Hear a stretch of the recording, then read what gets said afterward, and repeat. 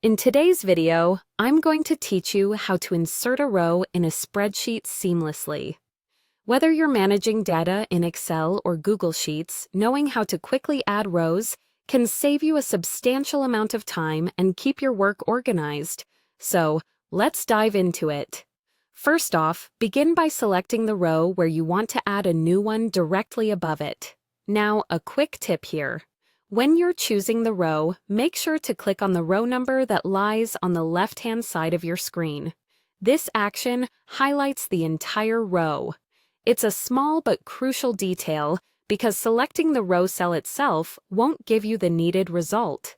Once you've identified and highlighted the appropriate row, it's time to use a nifty keyboard shortcut that will make your task much quicker. Simply use the combination of keys. Alt plus I plus R. This is your gateway to the insert options, and it will present you with a simple and easy decision. Whether to add your new row above or below the one you've currently selected.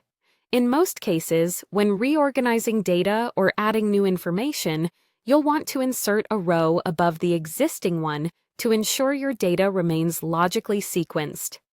Once you've activated the Insert Options dialog with the shortcut, the software should automatically insert a row just above your chosen row, allowing for a seamless addition of data.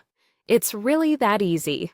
Before we wrap up, let's go over some general tips to enhance your spreadsheet experience. Frequently, when working with large datasets, it's beneficial to zoom out slightly to get an overall view of your work. This can also help in confirming the correct row selection before inserting new ones. Remember, efficiency is all about making small, thoughtful adjustments. Another suggestion is to familiarize yourself with various spreadsheet shortcuts.